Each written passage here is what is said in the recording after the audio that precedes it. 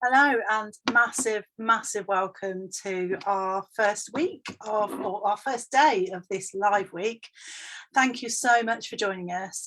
You're in a really safe, positive space here. We're going to be talking about how to introduce a few more vegetables into your life. It's really that simple. We're not coming at it from a judgmental place or, you must be doing this, you must be doing that. This is really a lovely place to come and just ask the questions that you want to know about vegan living and plant-based living.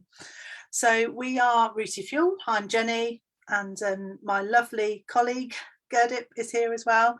Yeah. And we're going to be with you for the next 4 days from 7 till 8 live on Facebook, just talking to you a little bit more about the health benefits and the environmental impact, the energy and everything that we've discovered really on our vegan journey over the past few years. So welcome, thank you for coming. Yes, welcome. We're so excited to have you here. It is our first, as Jenny said. So yeah, we're looking forward to any of your questions. And there's no such thing as a silly question, so ask away. We've been on our vegan journey for some time now, but this is really about your journey and what does it mean to you, and also why you have decided to. This is really about why you've decided to go more plant-based in your diet, and there's many reasons why people are starting to eat less meat in their diets. For us, it'd be great to see in the chat or in our comments why you've gone vegan, but also before you do that, let us know if you're watching us live or if you're watching us on replay, because it'd be great for us to know. And I hope you get a chance, if you haven't got a chance to watch it live, that you do catch up with us on replay. So lots of information we'll be sharing with you over the course of the next 4 days. So we're really excited. So why are we here? What are we doing? And why is this important to us? So we've had over a number of years people wanting to eat less meat, and their biggest challenge, their number one challenge, isn't that they don't understand it. It isn't because it's not for the environment or the animals. They get all of that. They just can't find food to taste good. They're used to simple solutions. We're conditioned to eat the way we do, meat and 2 veg. It's really easy. It's a no-brainer. We all know how to do that. But when you're changing how you're cooking your food and you're doing it either whether it's for your health reasons, it's a bit like people will stop smoking, need to stop smoking, but don't know how to because they don't know what an alternative is or what path to go down. So we're here just to try and guide you along and see if we're able to answer your questions of curiosity, or whether there's things that you think, oh, that's something I could never do, or what does that look like. It's been a journey for us. The learning curve has been steep, and we want to share some of our findings with you so your journey isn't as steep as ours. I'm not a chef, I'm not as lucky as Jenny. Jenny's a very, very talented chef, and I'm very lucky to have her on the journey with us. And that really was, we'll go into our story further down. So why do people choose to eat less meat? So the number one reason people are eating less meat is for their health. It is for their health over anything else. And it can be you're getting to a certain age, you're getting diabetes, you're struggling to walk, your health isn't as good as it was, you're getting more tired, you're just not feeling as good as you used to, and you're looking at an alternative way to try and improve your health and your stamina in life just generally. Unfortunately, it happens to us all as we're getting older. We just get a bit more tired, and it's like, right, how can I get my youthful energy back? And so just introducing the odd plant-based meals into your food, you might find is going to help you. The second reason why most people are actually going full plant-based and vegan is for the environment. The whole concept around meat-free Mondays is that if you have 20% less meat in your diet, you make a big enough impact on the environment to reverse a lot of the global warming situation that we're in. And I think people forget that that's something we can all do, and it's such an easy thing to do. But again, the biggest challenge is, well, what do I eat? Where do I get my protein? And how do I feel like I'm getting all the nutrients that I need? And again, they're all great questions which we hope we can help bust any myths that you have around this, and any challenges. And the third reason is actually the animals, and for me it's more about that became more evident the more plant-based I went, that actually, I just don't want to consume animals anymore. And that was my personal decision, but it wasn't my main reason. So everyone's journey is super different, and it's some people's that will be their primary reason, but it was not the main reason for most people wanted to eat plant-based food. So that's why people are choosing to eat less meat. Some people are going for things like vegan first. So I don't know if you've heard that phrase before, where people will want to, if they're going out for meals, instead of going for anything on the menu, they'll go for a vegan option. So if they can have any vegan option when they go out, they will have that. If they can't, they'll go for a veggie or a meat dish. But if they can have a vegan option, they'll go for that as their way of doing their bit for the environment. So yeah, there are phrases that have come out more and more in more recent years, the more popular it's becoming. And also, what is the difference? People say plant-based, people say vegan, and what is the difference? So we've got a fantastic speaker who will go into more details with it tomorrow, but I will just talk to you. I'm very excited about that. We'll talk to you about it in a bit. But it's essentially, vegan is a way of life, and plant-based is having non-meat derivative foods in your diet. And so veganism is a lot more around, you choose not to wear products that have been made by animals. It's all about cruelty-free. So it's more of a way of life, whereas plant-based is more about based on your diet and make sure that you're not consuming animal products, because for you there is no benefit. So they're the difference between the two types of sayings that we have around plant-based and vegan. So again, any questions, do share them with us. So we'd love to know as well why you're here. So if you can stick in the chat on Facebook, what do you want to get from this week? Why are you here? What would you like to know? So we'd love you to add the comments into the chat, and we can hopefully get to some of those answers. And through the week, we've got different speakers who will be talking to you, as Gerdip said, about different parts of veganism, whether it's coming from a health and well-being point of view, whether it's coming from environmental, which we'll talk about that shortly.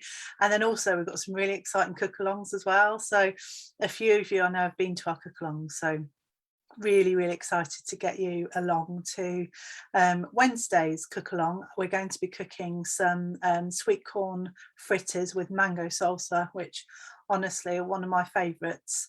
Then we're also going to be doing some chocolate cookies, which are just perfect for this time of year when you just fancy a bit of a treat.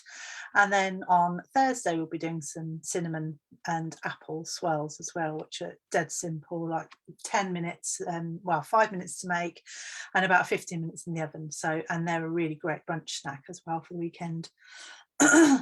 So as Gerdip said, we're here to be supportive. It's not about expectations of, you watch this webinar and then suddenly you're vegan.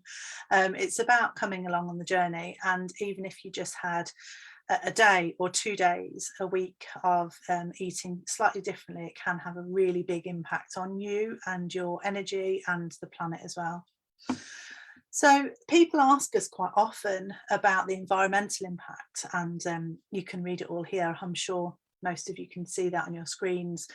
One of the really interesting parts, so I came to veganism from a kind of a health benefits. I'm intolerant to dairy, so we'll talk about that a little bit further, but it's really interesting to see some of these facts because it's just not something that we see. So at the bottom there, the UN admits the animal agriculture industry is one of the top 2 or 3 most significant contributors to the most serious environmental problems at every scale, from local to global.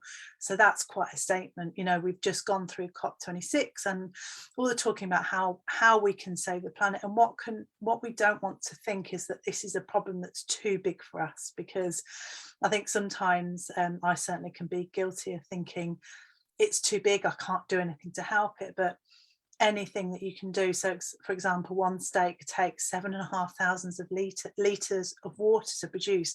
That is just absolutely crazy in my mind. It's just not something that I would have known before.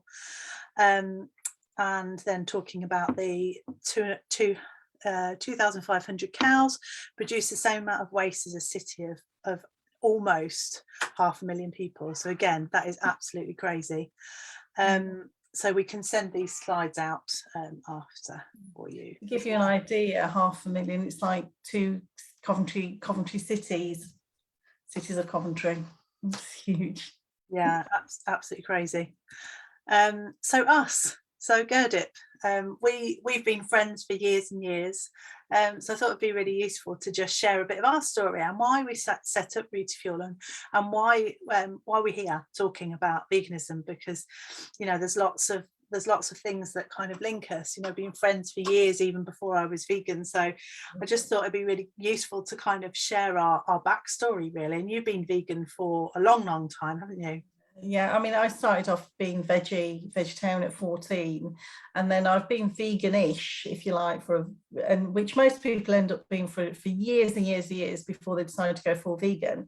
My sort of vegan journey started when my son, who's now 28, turned 17, and became vegan. He'd been wanting to become vegan for years, and I was like, no, he's still growing. I was a typical mom, he's still growing. And then when he's like, Mum, I'm 6'2", do you think I can go vegan? And I sort of like ran out of excuses that he couldn't go vegan. And so I struggled to cook for him, to be honest. And he would cook anyway at times, but, you know, when I was making a family meal and with Jenny cooking, and being a chef, it was great because I was able to rely on Jenny's expertise to make sure that my food was palatable. And, you know, for me, you know, vegetarian's easy. You still have, you know, cheese and eggs and what have you, but then stripping that out, it became a slightly different way of cooking. You weren't replacing things, you were creating different dishes, but they were flavoursome and in fact better than some of my more convenient meals that I was making, you know, as my go-tos. So Jenny made an amazing cake, and the reason I knew Jenny was the right woman for me and it was my son's birthday. And back in the day, many moons ago, you know, it was hard for us when you were vegan before you had all the things available now. And if you ordered a vegan cake, it used to taste like cardboard. It was horrific. And then Jenny, I said to Jen, I really need a vegan cake for my son's birthday. Yeah, no problem. I was like, you sure? Because everyone else, it was like the end of the world. It was, you mentioned the word vegan, they looked at you, you know, with daggers, like, oh God, I've got to cook a cake with no eggs, no, how dare she, you know, no butter. And she made this amazing cake, and I took it up to him at uni, and we were at a restaurant. It was like a vegan cafe sort of thing that was the thing. And it was so good. All the waiters were trying it and they just thought it was fantastic. And straight away I was like, right, we need to have a conversation about eating more, making more plant-based. And at this point, like you said, Jenny, you weren't vegan, and, you know, we'd often go for meals and, you know, you're happy consuming what you're consuming. And for me, that was when the penny dropped, and that was pretty much, I'd say, about 10 years ago. And then enjoying the time, we'd do some cooking, and as the children got older, had a bit more time, and it was like, come on, let's do a bit of, and we'd spend the odd evening, probably at least once a week, cooking different vegan dishes. And it was a real joy. It was very mindful. It was a community feel. It was fantastic. So that was my journey. But on a side note, I also had a super early menopause at 28, and I was getting the onset of osteoporosis. I was diagnosed with osteopenia, and I actually dropped dairy. And so 15 years later, from dropping dairy, my bones actually reversed, and I no longer have that condition. So I'm absolutely chuffed to bits with that. So for me, it was the best thing I've done for my own personal health. And that was my journey. So Jenny, do you want to share with me your journey? Yeah. I was just thinking back to those evenings. I was just thinking back to those evenings that we'd be cooking in the kitchen, and we'd be having a real laugh. And that's what we're about at Rooty Fuel. You know, we're very much about enjoying this journey and really enjoying cookery, because I think sometimes it can be a bit of a chore, and actually it can be, you can find a recipe and there's 20 or 30 ingredients and you've got to read this long script of methods, and we've just really simplified all of that, so making sure it's really tasty, and you'll learn a bit more about that in a minute. But my journey, so I trained as a chef. I cooked all kinds. I cooked meat. I remember at college having to butcher, and it didn't sit right with me, but I didn't really know what the other side was. I didn't really understand it, and I was definitely one of those people that thought, well, what do vegans eat? I just don't understand. And so when I met Gerdip, I'd say, what's wrong with eggs and what's wrong with milk? I just don't understand. And Gerdip gave me this book, and I read this book. I was on a train up north, and I read it cover to cover, and that was it. I was done. So I'd given up dairy a few years before. This was about 5 years ago, I think, that I've been vegan now, 4 or 5 years. I gave up dairy before that because I have an intolerance to it, and most people have an intolerance to dairy because we're not the animal that the milk is made for. And after reading that book, that meat was done for me as well. And I definitely feel way more energy than I did before. I feel consciously better because the sort of thinking about not eating animals for me was, I like to try and live as kindly as I can, and that was something that just didn't quite sit right with me. So then last year we set up Rooty Fuel, and we've done some videos that we will show you shortly, and most of all, we're making it really simple and really fun to cook vegan food, which is delicious. It's all about taste. It has to be about taste for us. So if something doesn't taste right, it doesn't go in, or if it doesn't taste good enough, it doesn't go into the recipes that we create as well. So I'll show you this video. Sorry, Gerdip, talking over you. Just on that point, is that the food that we have cooked is really easy to get the ingredients. You're not having to go to a specialist place for the majority of the food, which was great that I've been able to get everything we've cooked from a local supermarket. Just that it can be as simple as that, and that's what I wanted to share from my point of view. It is really as simple as that. Thank you. Yeah, we've got a couple of questions to come back to as well, but we'll show you the video so you can just see the kind of thing that we do.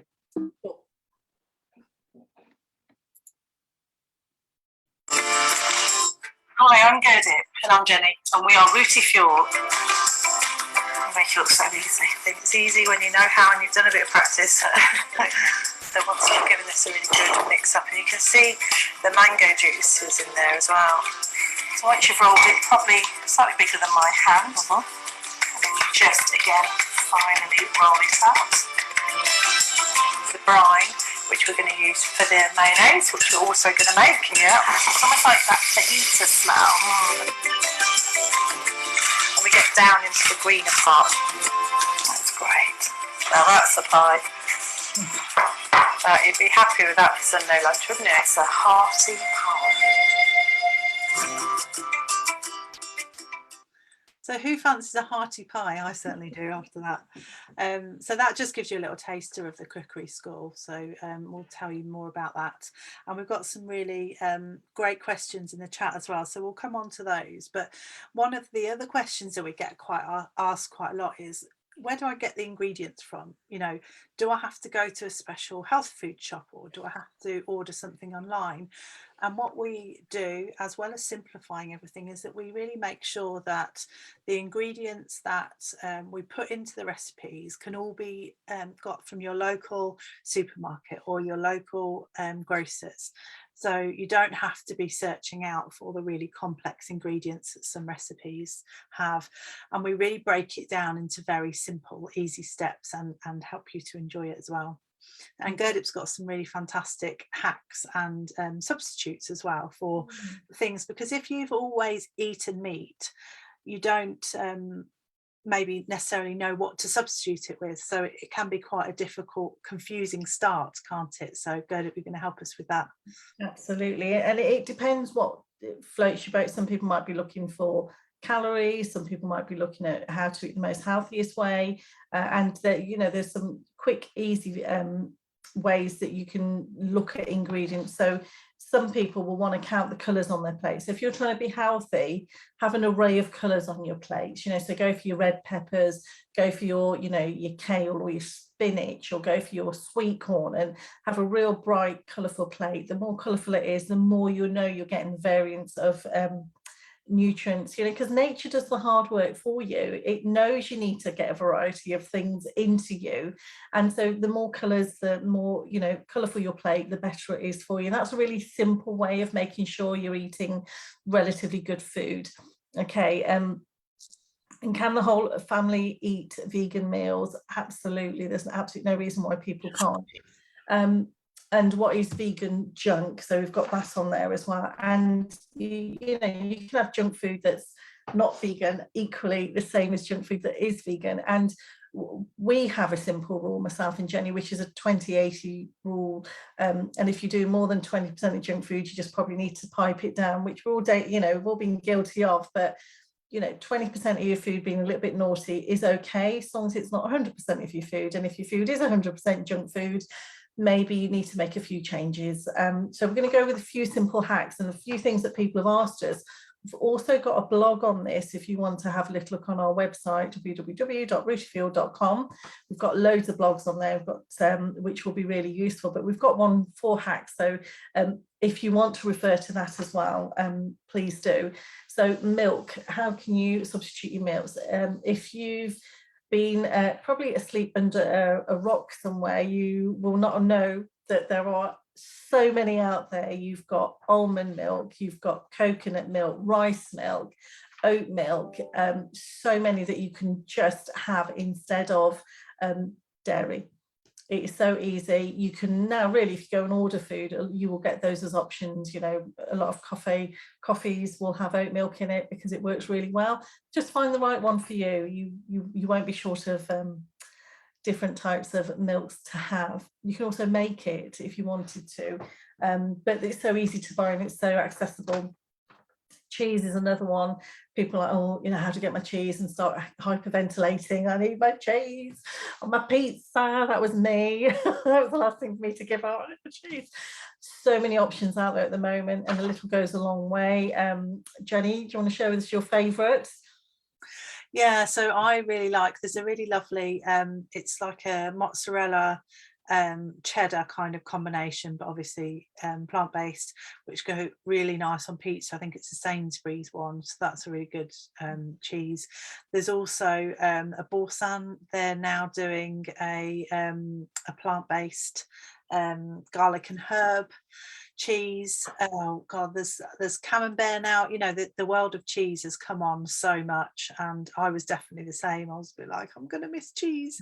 But there are so many out there, and actually I'd really like to set everyone that's watching a challenge. So if you can replace your regular cuppa, whether it's coffee or tea, with some either oat milk, soya milk, something like that tomorrow, and just tell us how you get on. It takes a couple of goes or maybe a week or so to kind of change your taste buds, but once you're there, honestly, I don't now. The thought of having dairy milk in my tea just doesn't appeal. I really like the flavour of soya milk or oat milk in my tea.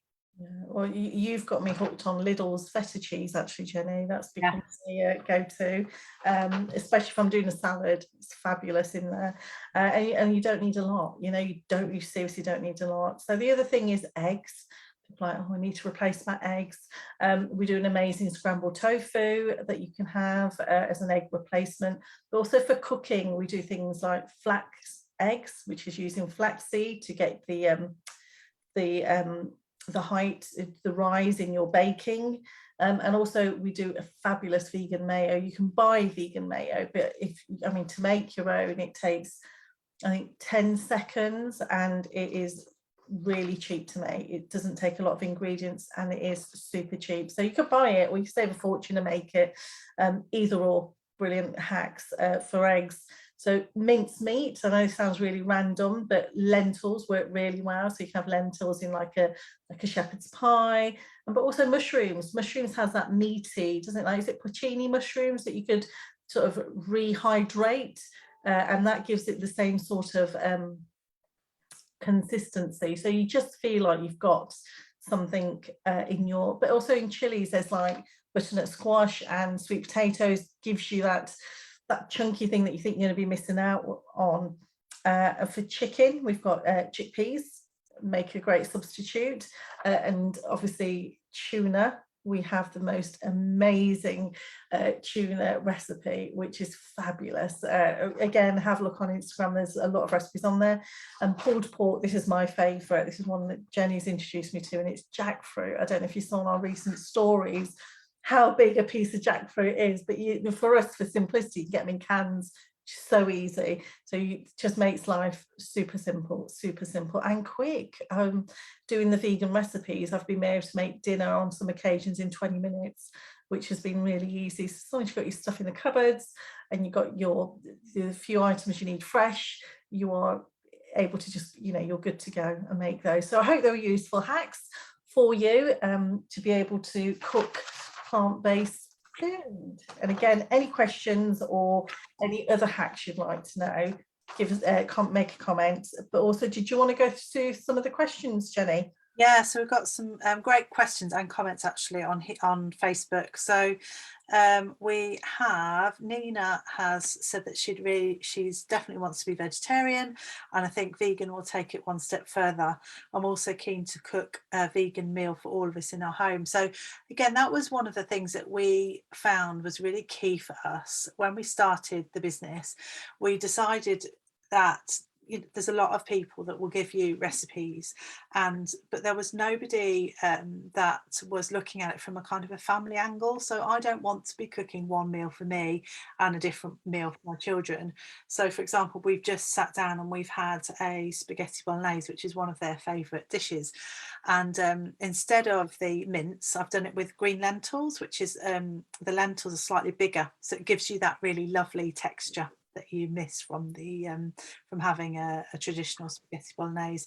So a lot of the recipes, and you'll see this I think tomorrow and Wednesday, we've got a couple of the people that are on our course, and they both got children, and they both will tell you about how easy they found it to cook for their children. And actually their children are now saying, we don't want that, we want the version, the Rita Fuel version or the vegan version. They're actually, the children who are sort of between 6 and 10 are actually choosing these recipes and this way of life, which is fantastic.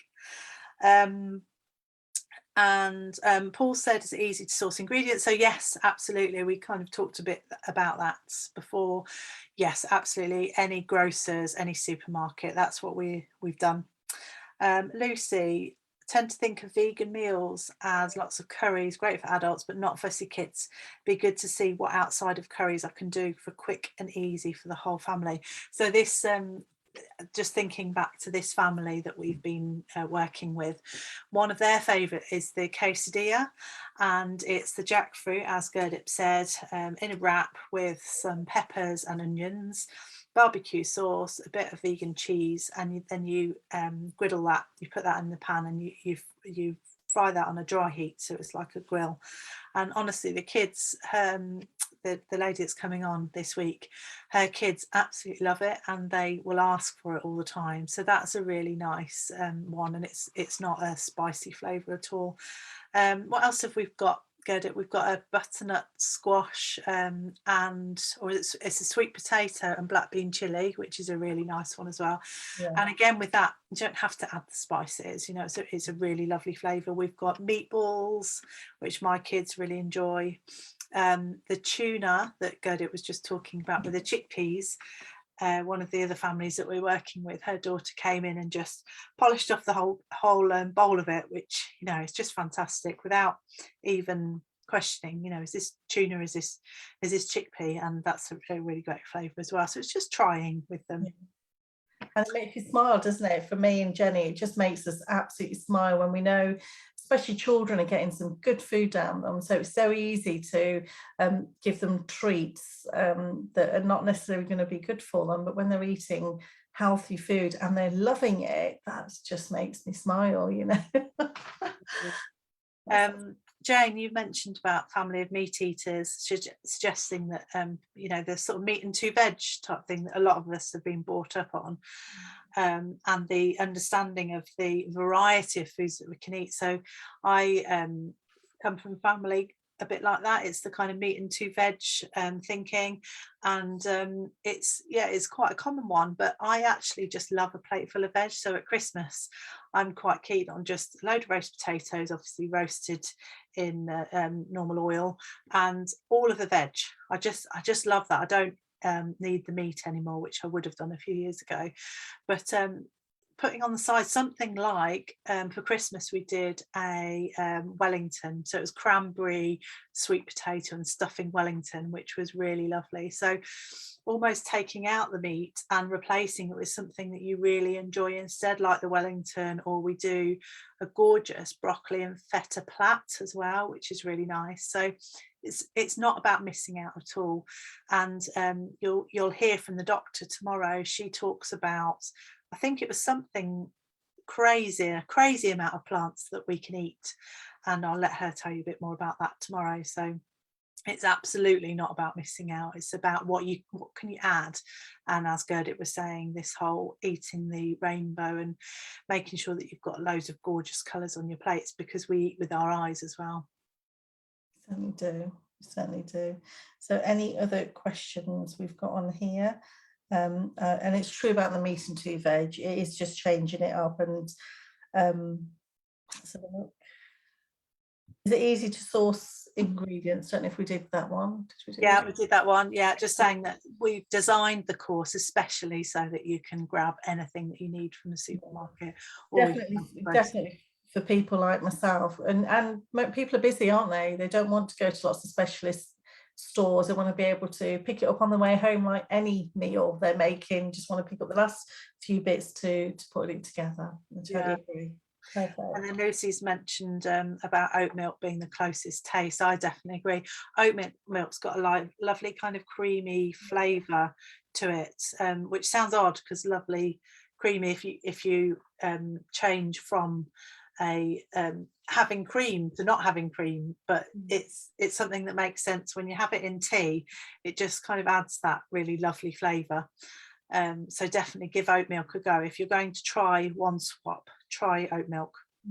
Yeah, I've heard a few people. I'm probably more hardcore. I have the unsweetened almond milk, but I now can't go for anything too creamy because it tastes too much like milk for me, which is really bizarre. So yeah, I quite like my my almond milk. It's finding what suits you, and as Gerdit said, you can make oat milk really easily, you can make almond milk really easily, so it's just what works for you really. So I'd love to know what are your challenges for eating more plant-based meals. So Lucy, you've mentioned about being able to feed the whole family. Anyone else, what are your challenges? Is it not knowing what to cook? Is it how do I make vegetables taste good for my teenagers? How do I start? How do I deal with fussy eaters? Where do I get the ingredients? All of that kind of stuff. I'd love to know what is stopping you from maybe trying a plant-based meal a week. Any comments? Also, if you can comment if you are watching live, #live, and if you're watching it on a replay, #replay would be fabulous, just so that we can see how many have been able to watch us live, which would be lovely to know, and also those that are watching us on replay. Look. Fantastic. So we really hope you've enjoyed the session, and you will join us tomorrow. So tomorrow is all about health and well-being. We're really chuffed to have a Dr. Shireen Kassam. She is from the plant-based health professionals. She's a hematologist, and she works specifically with people that are recovering after cancer, so helping people to use their diet as medicine. rather than looking at the traditional medicine. She obviously uses traditional medicine, but she talks to us a little bit about the health benefits of that. And we're also going to be looking a bit more into why plant-based, what else it brings to us as well. We Got a have few people giving us Lucy, not confident in how to keep calories down in vegan cookery versus meat-based meals. Same principles of tomato-based rather than cream-based. Top tip for you there, Lucy. I will create the meals in, this is really geeky of me, in MyFitnessPal, and I create it as a meal, so I'll call it Rooty Fuel, you know, sweet potato, black bean, chili, and I will say how many people it cooks for. So I've got servings, so I know exactly how much calories they are. And if it's a particularly, you know, more calorie dish like the quesadillas, you know, I tend to make it last over more meals or make it for more people, so I don't have as much, and I add salad in with it. So I'm, you know, that's how I measure it. But absolutely, some principles of tomato rather than, you know, creamy foods is I suppose a similar principle when it comes to keeping the calories down, and also just measuring your oils. So, you know, put less amount of oil. Would you agree with that, Jenny? Yeah, definitely. And there's a lot of recipes that don't even really need oil. So you might be cooking, say, a chili, for example. It might say a teaspoon of oil, but if you keep the heat down slightly lower, you can just start to cook the onions with a couple of tablespoons of water, and it takes nothing away from the dish, not adding the. There you go, top tip. Yeah. Angelique says time. Yeah, so time-wise, we've just created actually a download that you can get on our website, and it's for meat-free Mondays, because the McCartneys created this movement around meat-free Mondays, and we thought actually let's give away something for free for that. So we have 4 meals that feed 4 people for under £10 that all take under 30 minutes. So we have a 15-minute linguine, tomato linguine. We have a 20-minute biryani, both of which are really suitable for kids as well. Biryani isn't terribly sweet, and it's not sweet, terribly, why am I thinking sweet? It's not terribly spicy. So definitely worth a look at that. Have a look at our website, rootyfuel.com. I've just popped it into the comments, the website for ease for you. Thank you.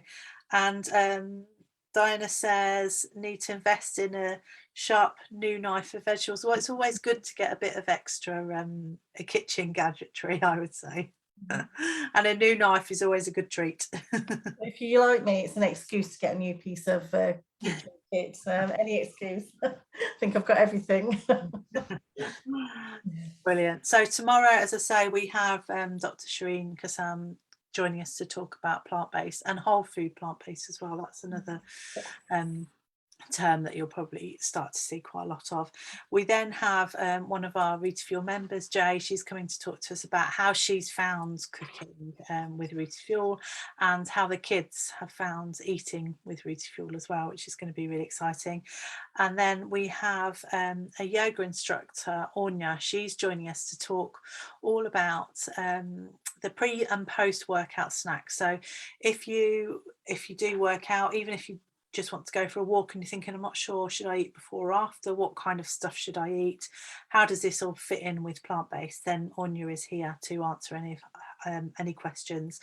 And we made some gorgeous energy balls with Anya a couple of weeks back, and that's on our YouTube channel as well. So don't forget, if you haven't registered on Eventbrite, do register, because you'll get all the ingredients, you'll get all the recipes and the ingredients that you need to join us live for our cook along on Wednesday. No pressure if you don't want to join us to cook along. You can just join us to watch the cook along. You're welcome either way. Thank you very much. Gerdip, anything else from you? Also, if there's any of your friends or family that you think would benefit from this, or your teenage children who keep badgering on that they want more vegan food, you know, let them get in the kitchen and learn as well, get them to join us. So there's anybody that will find it of a benefit to eat more plant-based. And again, like, you know, we've said, one of the main reasons is health. So if you've got a family member who's struggling with their health and hasn't made that connection, you know, maybe tag them into our live and see if they want to join the next one, or download the Eventbrite and join us that way to get the recipes. So if you haven't already, as Jenny says, please join us through Eventbrite as well. Brilliant. Thank you so much, everyone. We will see you tomorrow. See you tomorrow. Bye-bye. Bye.